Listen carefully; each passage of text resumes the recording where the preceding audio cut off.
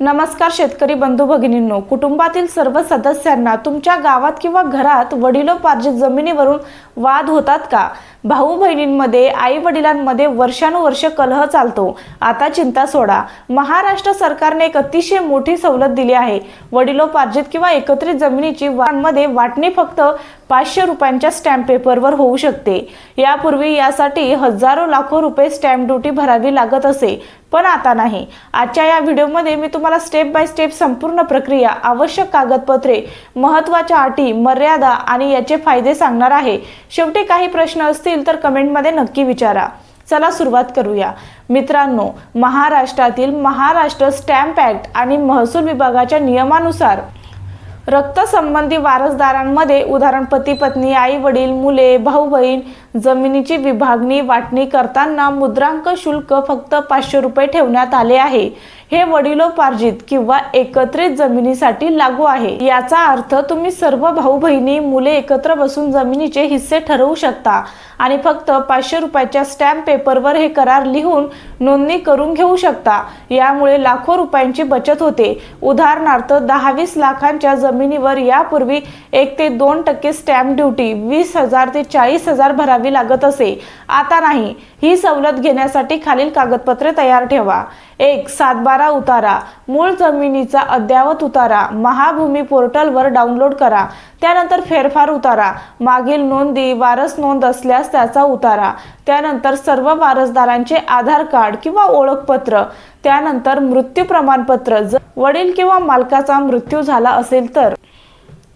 त्यानंतर 2 साक्षीदार, त्यांचे आधार कार्ड आणि फोटो. साक्षीदार हे गावातील विश्वासू व्यक्ती असावेत. स्टॅम्प पेपर 500 रुपयांचा ई स्टॅम्प किंवा फिजिकल. त्यानंतर वाटपाचा प्रस्ताव, कोणाला किती हिस्सा, एकरी, गुंठा वगैरे नकाशासह जर शक्य असेल तर. त्यानंतर संमतीपत्र, सर्व वारसदारांची स्वाक्षरी. एकाचाही विरोध असेल तर प्रक्रिया थांबते. प्रक्रिया खूप सोपी आहे. स्टेप बाय स्टेप बघा. सर्व वारसदार एकत्र बसा, जमिनीचे वाटप ठरवा. उदाहरण मोठ्या भाऊला 4 एकर, छोट्या भावाला 3 एकर, बहिणीला 2 एकर वगैरे वगैरे. नकाशावर चिन्हांकित करा.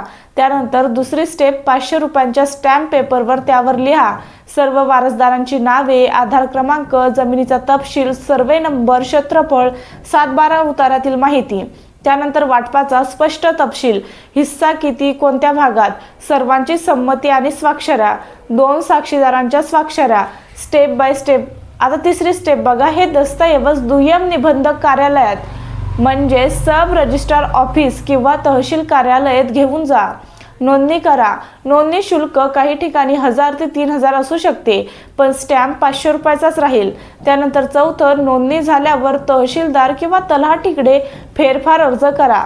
नवीन 7/12 उतारे प्रत्येक वारसदाराच्या नावे मिळतील. त्यानंतर महाभूमी पोर्टलवर चेक करा नोंदी अद्ययावत झाल्या का. काही गोष्टी लक्षात ठेवा, अन्यथा अडचण येऊ शकते. रक्ताचे नाते, फक्त रक्तसंबंधी वारसदार, पती पत्नी, आई वडील, मुले, भाऊ बहीण, सासरच्या बाजूचे किंवा मित्र हे चालत नाहीत. त्यानंतर सर्वांची संमती, 100% एकमत हवे. एकाही व्यक्तीचा विरोध असेल तर हे तहसीलदार स्तरावर होणार नाही. दिवाणी न्यायालयात म्हणजे सिव्हिल कोर्टमध्ये जावे लागेल. त्यानंतर नोंदणीकृत करणे अनिवार्य आहे. फक्त कागदावर लिहून चालणार नाही. दुय्यम निबंधक किंवा महसूल विभागाकडून मान्यता घ्या. त्यानंतर तुकडेबंदी कायदा, जमिनीचे तुकडे न्यूनतम क्षेत्रापेक्षा कमी होऊ नयेत. काही जिल्ह्यात 1 एकर, काही अर्धा एकर मर्यादा असते. त्यानंतर सरकारी निर्णय बघा. ही सवलत 2025-26 मध्ये प्रस्तावित घोषित आहे का, पण प्रत्यक्ष अंमलबजावणी स्थानिक महसूल कार्यालयात तपासा. या प्रक्रियेमुळे काय होईल? कौटुंबिक वाद संपतील, वर्षानुवर्षाचे कलह थांबतील, स्वातंत्र्य मालकी मिळेल, प्रत्येकाला स्वतःचा 7/12 उतारा मिळेल, बँकेतून कर्ज घेणे, विक्री, बांधकाम सोपे होईल आणि महत्त्वाचं पारदर्शकता, सरकारी रेकॉर्ड क्लिअर राहतील, भविष्यात कोणताही वाद येणार नाही, लाखो रुपयांची बचत होईल. स्टॅम्प ड्युटीत हजारो लाखो रुपये वाचतील. मित्रांनो, आता वेळ आहे कृतीची. तुमच्या कुटुंबात अशी जमीन प्रलंबित असेल तर त्वरित तहसील कार्यालयात किंवा तलाठी किंवा वकिलांशी संपर्क साधा. ही माहिती उपयुक्त वाटली तर लाईक करा, शेअर करा आणि सबस्क्राईब करा. तुमचे प्रश्न, अनुभव कमेंटमध्ये नक्की सांगा.